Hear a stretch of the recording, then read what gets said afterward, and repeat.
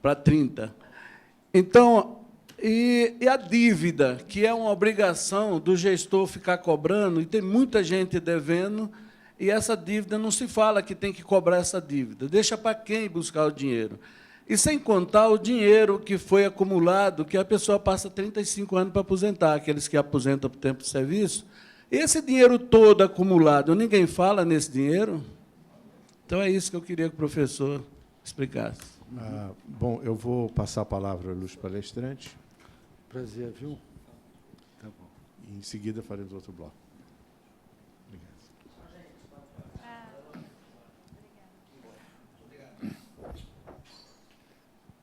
Bem, vamos aos pontos aí apresentados. Eu vou ser bem breve, e eu queria agradecer as perguntas.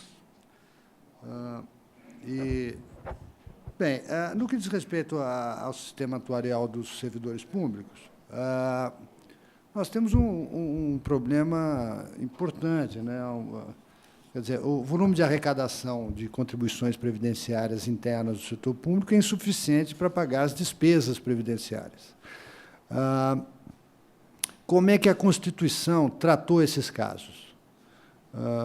Ela tratou no artigo 40, que no desequilíbrio atuarial do sistema do regime próprio, o ente tem que aportar ativos. Esgotadas as possibilidades de aporte de ativo, o que ele tem que fazer é fazer o equilíbrio via alíquotas de contribuição. Os membros participantes vão fechar a conta. Então, eu vou dar um exemplo simples, que eu estou mais de perto, eu conheço, enfim, mas eu poderia falar, eu tenho aqui também dados de várias outras unidades federativas. O Rio de Janeiro, por exemplo, esse ano, vai fechar o Estado do Rio de Janeiro, né? O seu orçamento, um déficit redondo de 18,5 bi. As pessoas talvez não tenham noção, 18,5 bi num orçamento de 72 percentualmente simplesmente impagável. Desses 18,5 bi, 13,5 é a necessidade de recursos para fechar a conta previdenciária. Então, vamos agora falar, suponha que eu tivesse num sistema equilibrado. 18,5 menos 13,5, sobra 5. Seria um déficit grande. Esse 5, eu perdi 4, o Estado do Rio perdeu quase 4 de royalty. Seria 1. Absolutamente administrável. E o do royalty, obviamente que nunca vamos voltar mais para ter $100 o barril, mas também 30 está muito baixo, vai subir um pouco. Mas que fosse o 5 em 70, dá para você, corta daqui, corta de lá, contingencia, extingue secretaria, tá, você resolve. Mas 18 bi, dos quais 13,5 é previdência, é impossível. Mas é pouco. São Paulo tem uma necessidade de financiamento da Previdência este ano de 18 bi. Minas Gerais, 11 bi. Rio Grande do Sul, vossa terra, né, deputado? 9 bi. Significa dizer que o Estado, o gestor estadual, ele está pegando o imposto que é pago, vamos ver, é pago pela população. Eu gosto de dizer, aquele cidadão que na Central do Brasil vai todo entalado no ônibus, no trem, está pagando imposto para reverter, ele tem que pagar aposentadorias e pensões, reverter aos benefícios de um segmento que é mais alto de renda. É uma enorme transferência de renda. Bom, o que a Constituição prega? Tem que reequilibrar o sistema através de aumento de alíquota. É o que o governador Pezão propôs.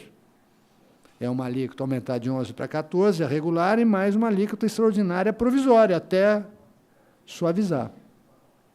E vai suavizar porque nós já fizemos a reforma de 2003, que foi a reforma da emenda 41, proposta muito corretamente pelo presidente Lula, cujos efeitos práticos, em boa medida, só foram implementadas 10 anos depois, que é a criação do FUNPRESP aqui na União e os fundos previdenciários nos entes federativos subnacionais. Então, basicamente, 2012, 13 e 14, vários entes fizeram.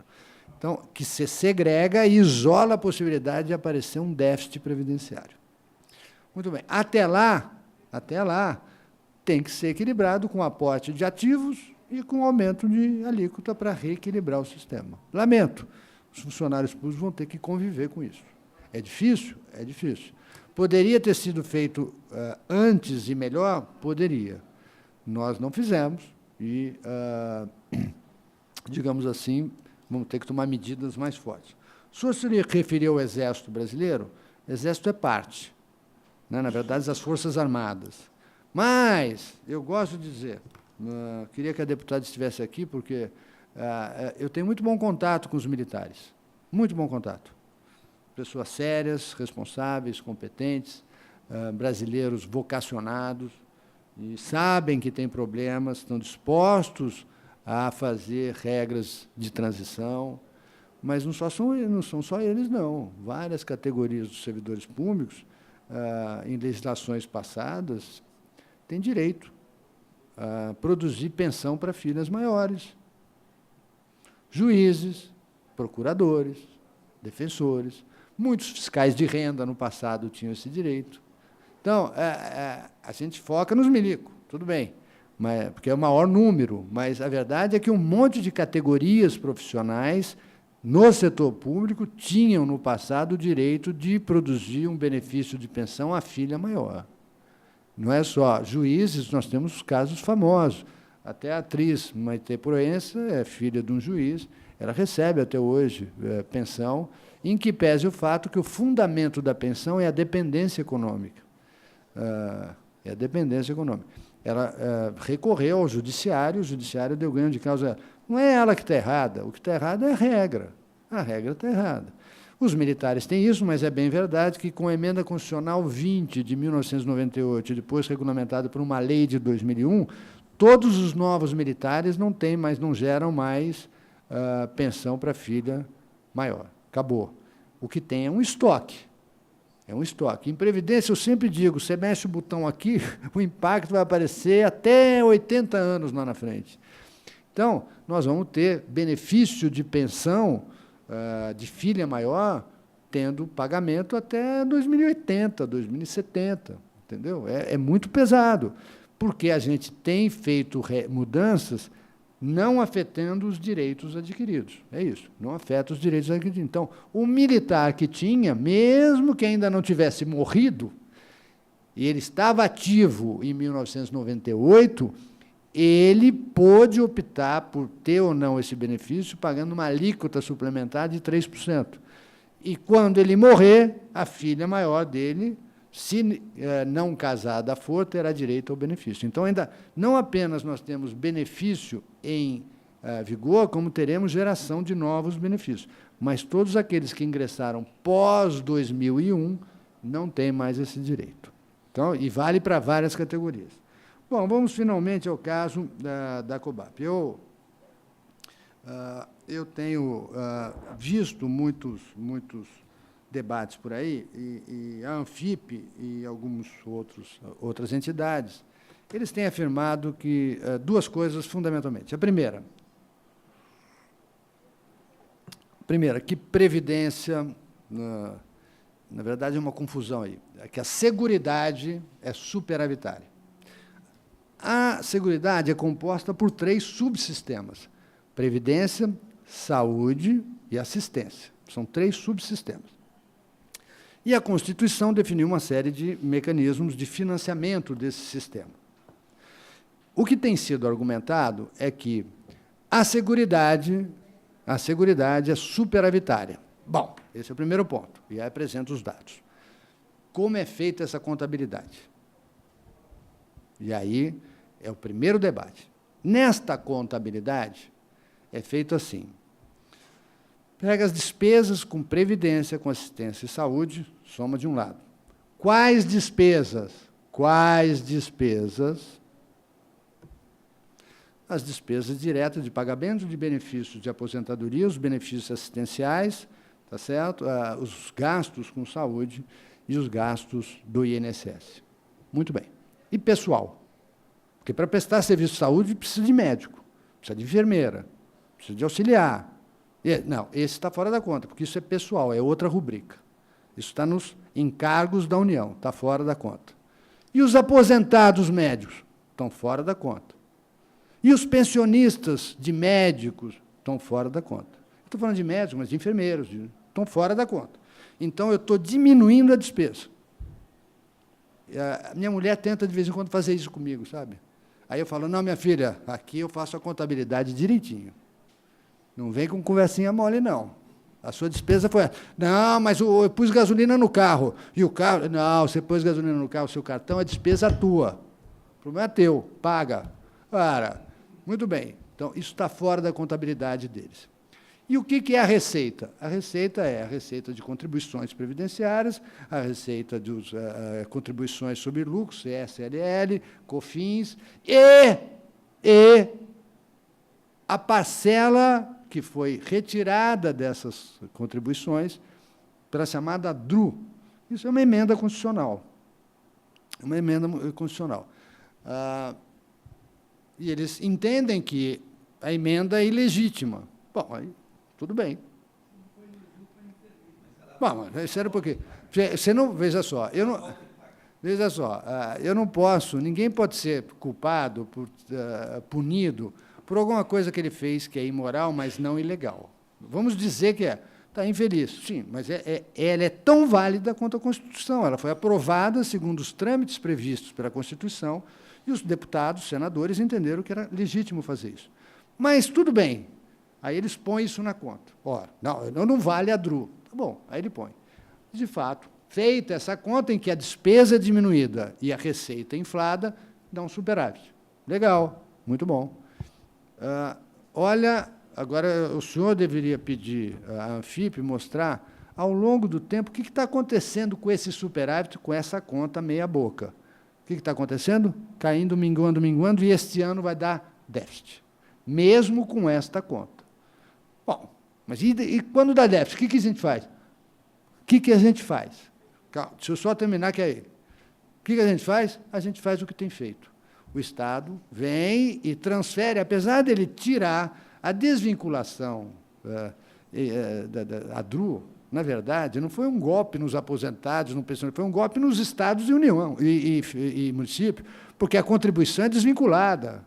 Então, ele pegou uma parte e aumentou um monte de contribuição, liberou orçamento para ele para pagar as despesas de aposentadoria, pensão, seguro, né, saúde, e pagar as outras despesas.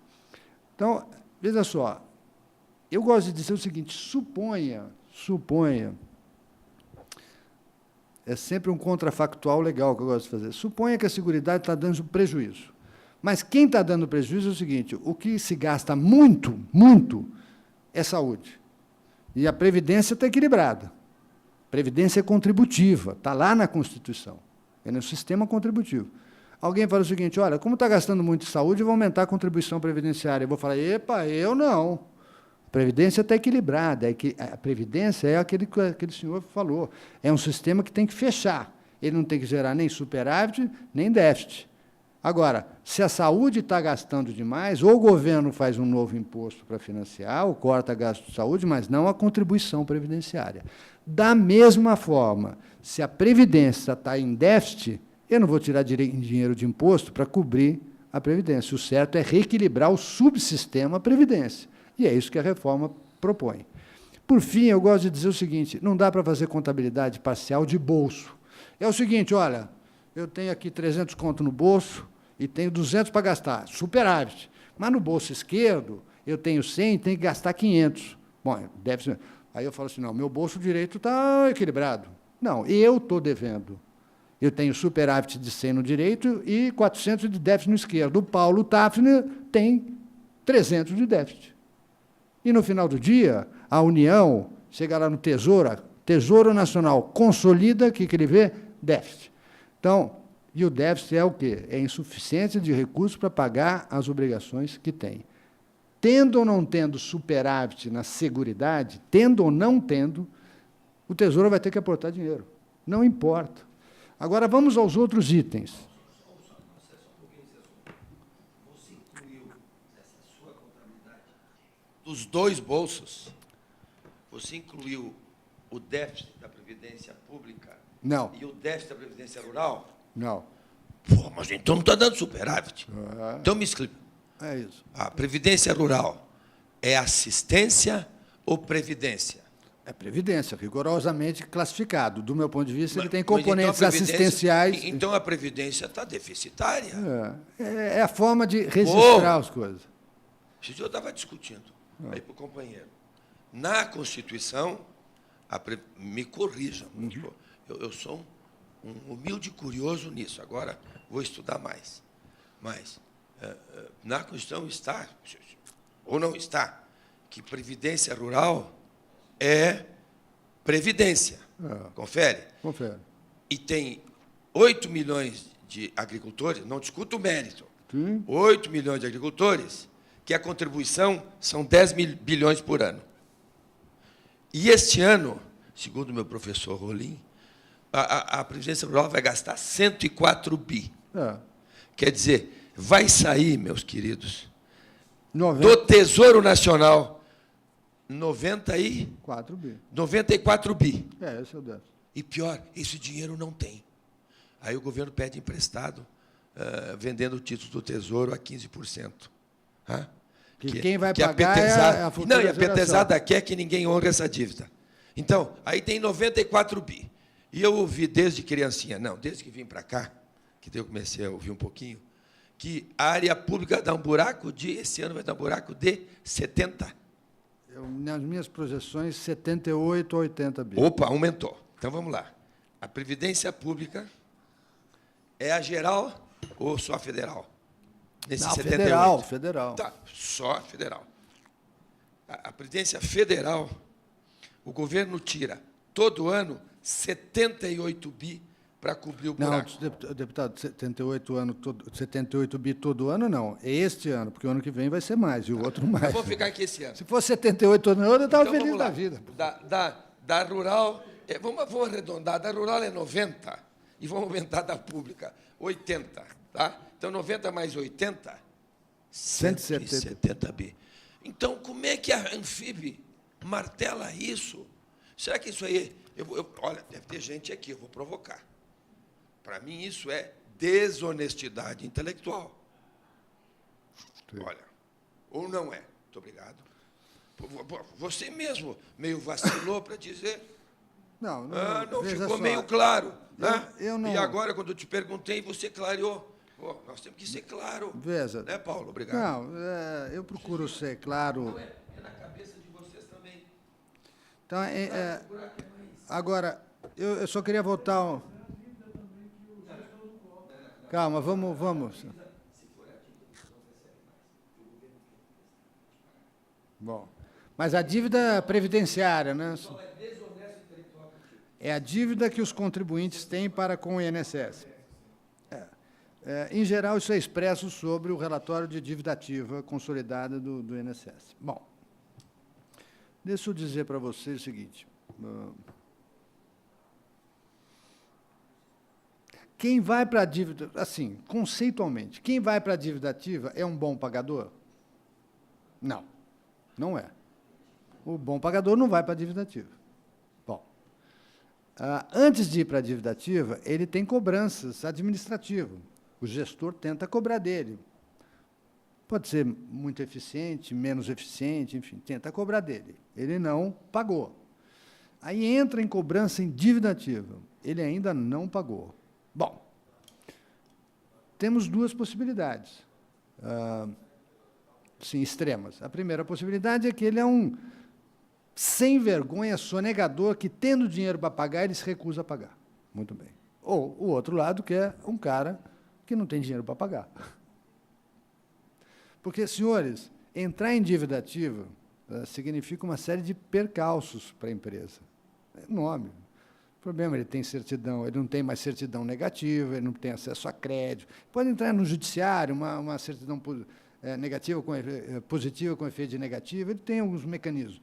Mas, de maneira geral, quando você vai olhar a dívida é de empresa que já quebrou, que não existe mais. Tem um pedaço cobrável? Tem, claro. Temos que melhorar essa eficiência? Tem. O governo está até propondo a securitização da dívida ativa.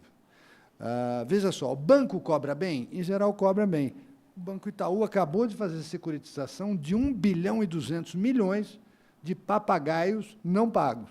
porque ele se esgotou de cobrar. O que ele fez? Ele securitizou, vendeu esse título, né? Vendeu os papéis, e aí é uma empresa especializada em cobrança que vai encher a paciência, e vendeu por quanto? 80 milhões. A carteira é de 1 bilhão e 200. Ele vendeu por 80 milhões. Obviamente que o Itaú,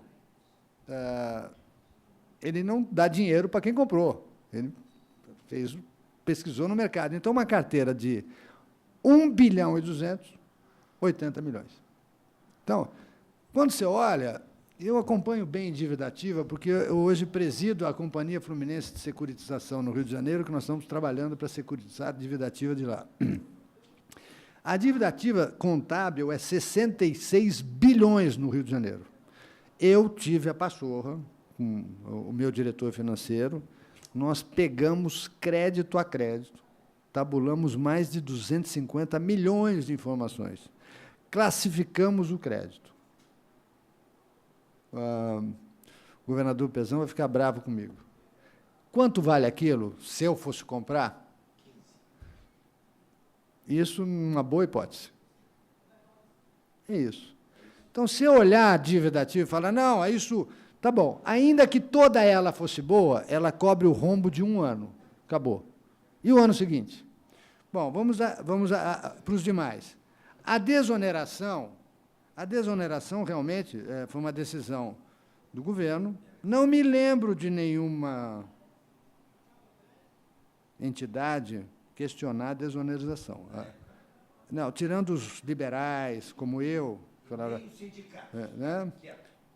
E outros nessa linha, que falaram, isso é ruim, especialmente quando você desonera segmentos, você cria problemas na cadeia produtiva, segmentos favorecidos, problema de distribuição errada da carga tributária, mas, enfim. A desoneração, de fato, tem que acabar com a desoneração. Agora, tanto quanto eu me lembro, quando Joaquim Levy propôs acabar com a desoneração, muitos representantes desta casa foram contra, e alguns bem identificados. Então, eu acho que a gente tem que acabar progressivamente com a desoneração, não ter desoneração. E a PEC vai acabar. Então, isso é importante. Resolve o problema? Só um pouquinho. A PEC vai acabar. Só que tem que... A PEC vai acabar com subsídio, subsídio, subvenção de geração. Só que tem que manter os contratos. Sim, então... Em situações tem que ter subsídio, subvenção, mas muito enquadrado. Para o futuro, mas não resolve o presente. Exatamente. Então, há desonerações na União, nos estados, e mesmo no município, o município é pequeno, que são regidos por contrato. Então, você tem que ir acabando, vencer o contrato, você não renova. Isso ajuda? Ajuda. Mas, como eu disse aqui, o volume de insuficiência de recurso, ele, além de grande, ele é crescente. Esse ano, como eu falei, vai ser uns 80 bi, o ano que vem é mais 80, mais uns 15, e no outro é uns 95, mais 20. Na verdade, para superar a insuficiência de recursos, a gente teria que criar uma CPMF quase por ano, uma nova por ano. É uma, no segundo ano, 2 CPMF, porque a gente está gastando muito mais do que é capaz de arrecadar. Por fim, eu diria que fazer a DRU e jogar o dinheiro lá, tudo bem, pode fazer. Contabilmente resolve, ainda que muito parcialmente resolve o problema da seguridade, mas vai abrir rombo em outro lugar. Então, para o setor público, não importa qual é o rombo de onde vem, aí nós vamos ter insuficiência e vai ter que gerar dívida. Então, eu acho que era melhor, quer dizer, até o pessoal da Anfip e os defensores dessa tese, diante do fato de que esse ano, mesmo nessa contabilidade que eles fazem, vai dar negativo. E aí, perdeu o argumento, né? Mesmo com uma contabilidade que não é adequada do meu ponto de vista. Aí vai perder o argumento. Também esta conta está dando... A não ser que eles falem, não, eu vou chegar agora, eu vou tirar mais benefício daí. Pode ser. Sempre, todo mundo é capaz de criar uma contabilidade mais criativa que a anterior, que o resultado seja azul, quando, na verdade, ele é vermelho. A DRU também, a DRU não tira só da Previdência, a DRU tira de todos os ministérios. A DRU, o dinheiro também caminha, o dinheiro da DRU vai e volta, ajuda para a saúde. Claro. Percebeu? Isso eles não dizem.